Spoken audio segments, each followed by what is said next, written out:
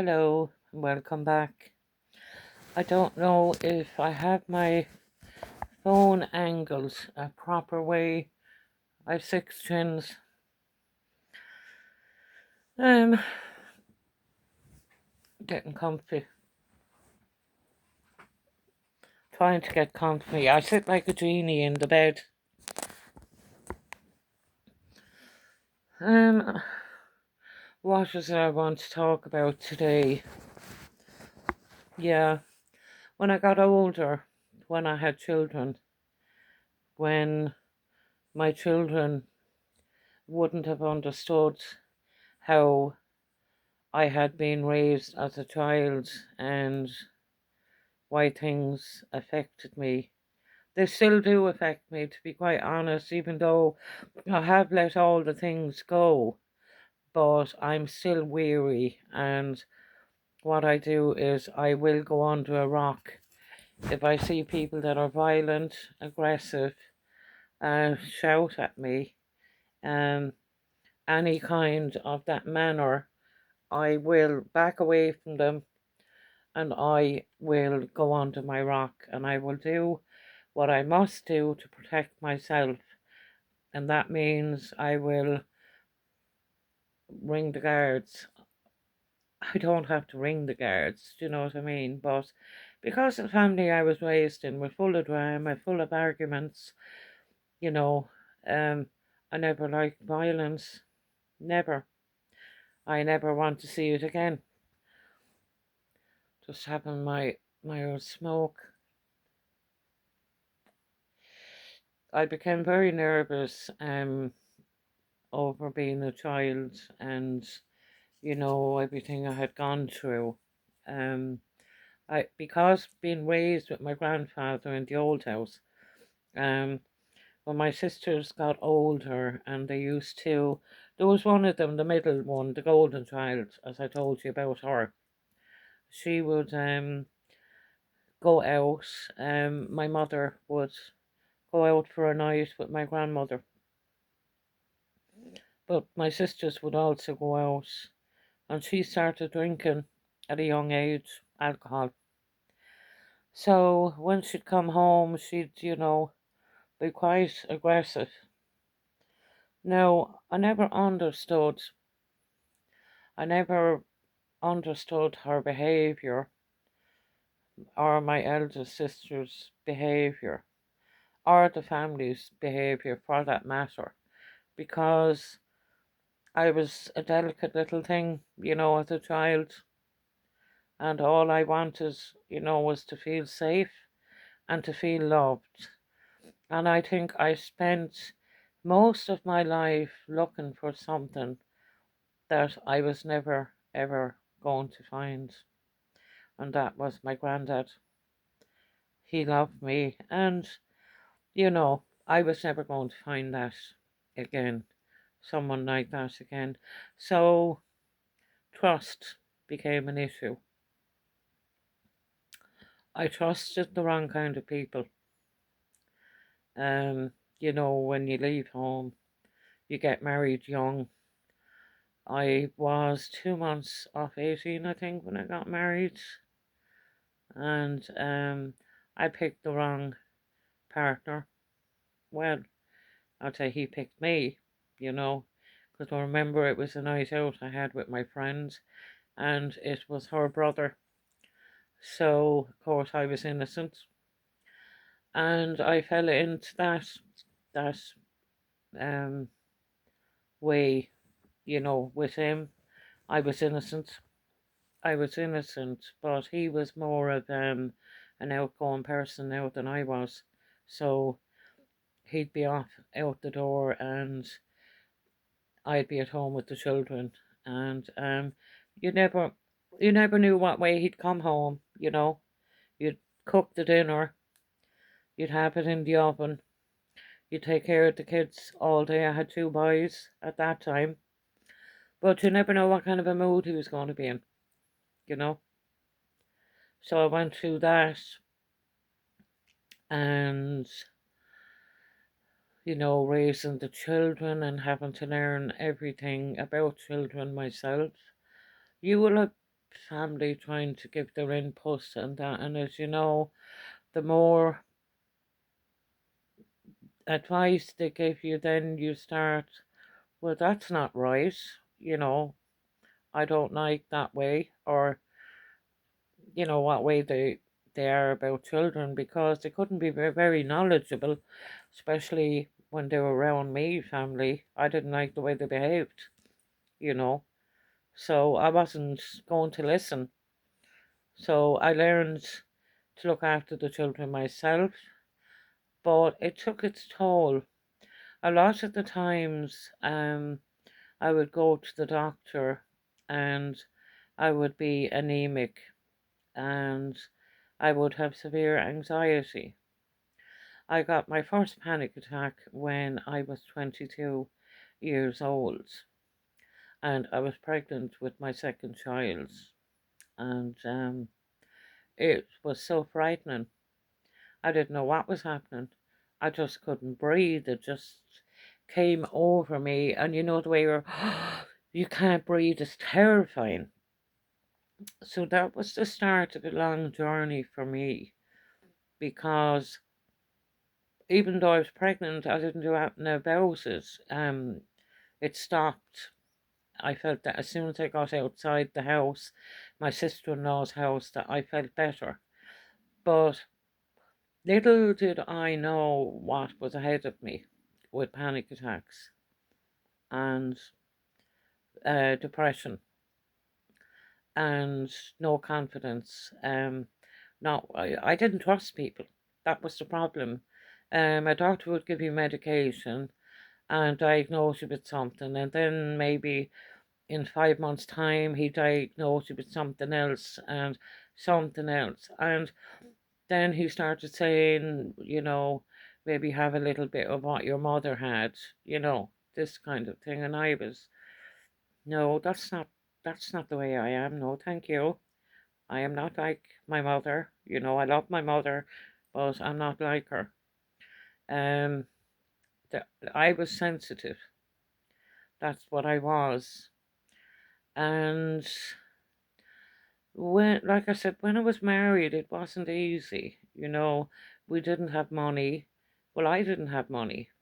Um, he often helped himself to my money, took my money, and I was left to try and get a loan of money and get some nappies and milk.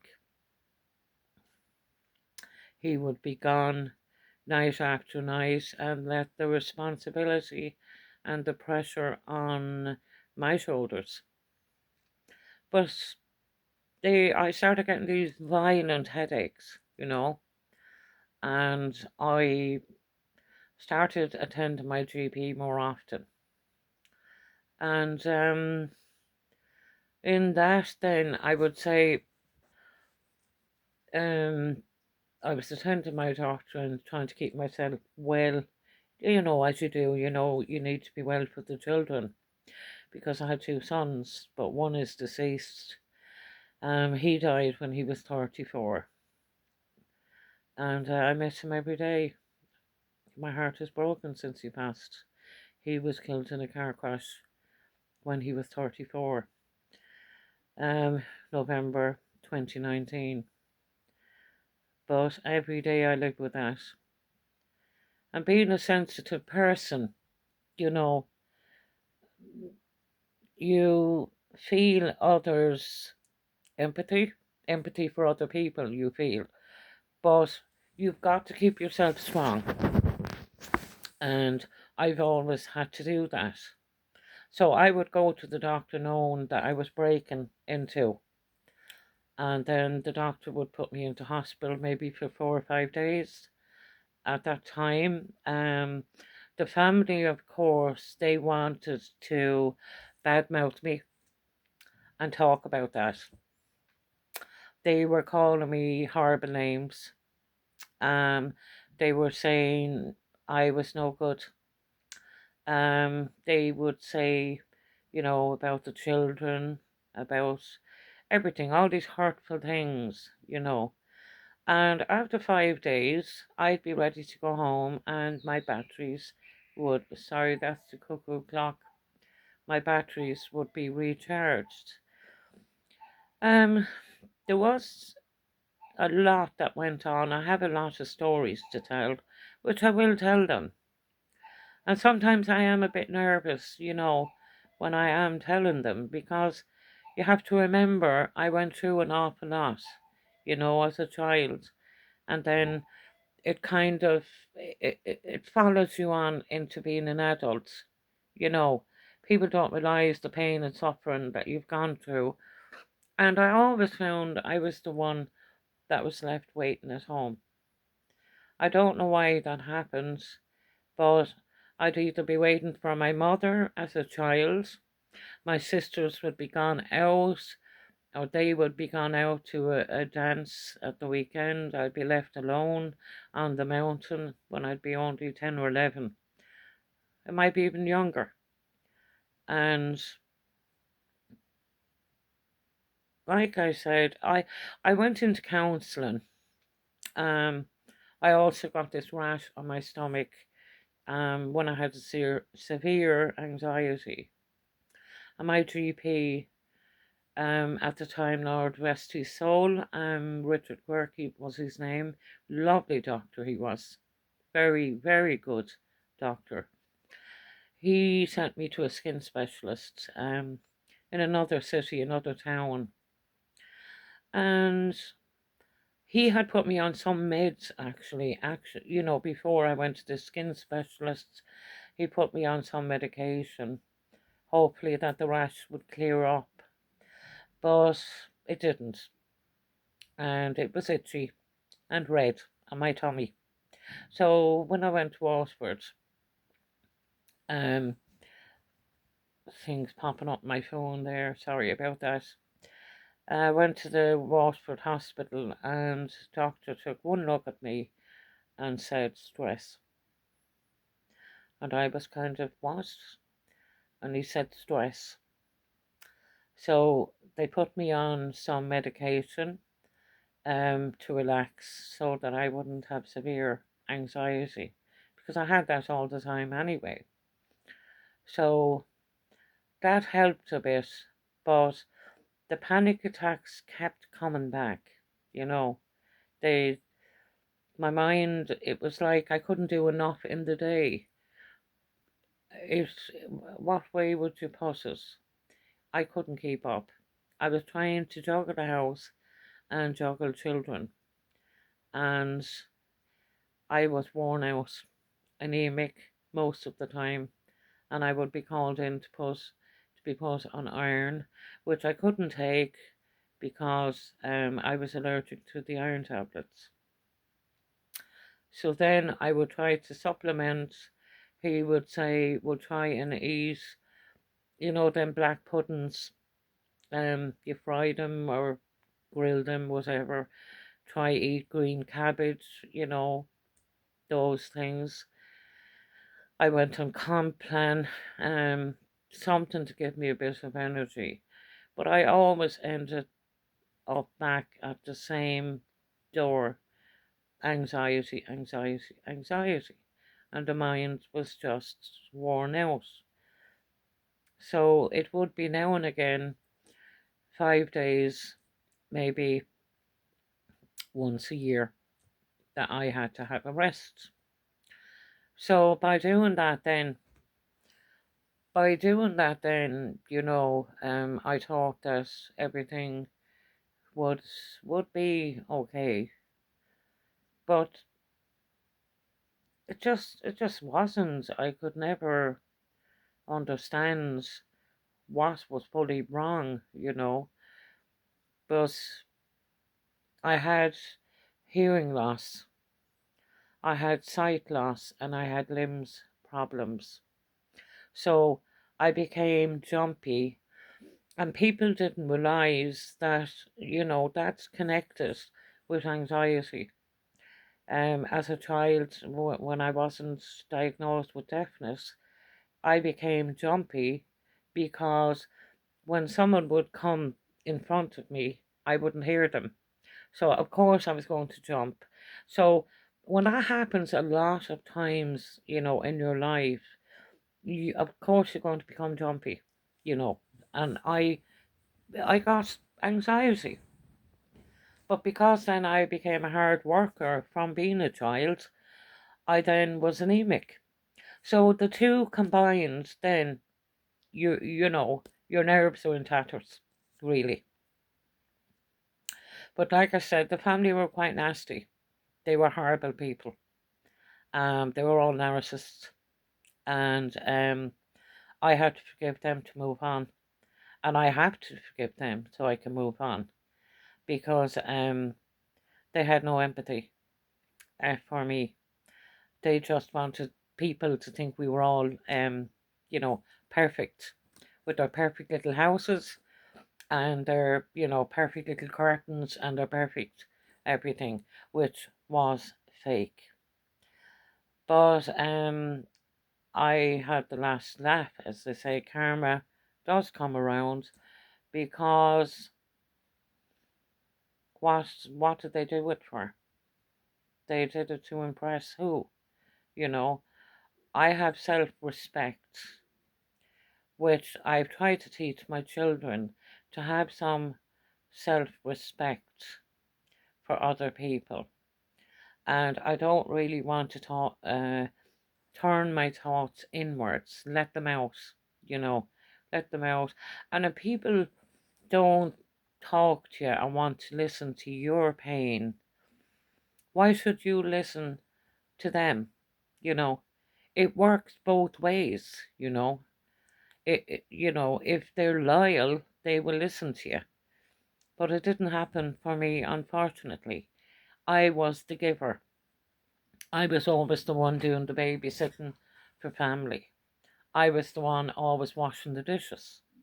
I was always the one at home. I was always the one that if I went out for a night with one of my sisters, it would be a case I wasn't drinking alcohol, but I would have to mind their handbag. It was send me up to the counter with money, get me this drink and that drink. It was horrible. But I have overcome it. I have forgave them. They are deceased now. But, this is me telling my story about what happens. Um, this is, yeah, me, the story, the way it went. Um, they were nasty, pretty nasty. And they were trying to make me out to be not a good mother. Because they weren't good mothers. That's the problem. They weren't good mothers, so it was easy to pick on someone that was sensitive and that did love her children. I love my children with every bone and breath that is in me. But they tried then a new tactic of trying to get my children and to destroy them, you know. They tried to destroy me, and because they couldn't, they then tried to use my children and engage with my children and then try to ruin, the children, which they done a bit of severe damage. But the only way I could get through to my children was talk to them. I couldn't grab them and hold them and say you don't, go near them. I did warn them, and I said, okay, if that's the way you want to be, because often I had my children, when they're getting big, and they'd come to you and they'd say, why is the family kind of estranged? Well, you have to be estranged if you're dealing with people that are narcissistic. You have to walk away from them because you're not going to have any kind of a normal life being in that system. Your children certainly won't, you know, if you bring your children around that. And that's what I did. I did my best. If my children didn't listen, that was up to them. But I certainly was not going to be in my family's company because I didn't like them. I didn't like the way they behaved. They were full of hate, anger, drama, trouble, arguing and fighting. But thank God my grandfather was instilled in me, and that I learned what I needed to learn from him. So that's my little story for tonight. I'm sorry about the lighting, but it's late enough that I'm doing this. But I just wanted to keep you updated with another story from Megs. So I hope you enjoyed that story. I know it's a bit graphic, but this is the truth, you know. The truth is graphic, and now I'm telling my stories as I go along. So I love you all, leave you all. Till my next video, stay safe and look after yourselves and each other. Bye for now.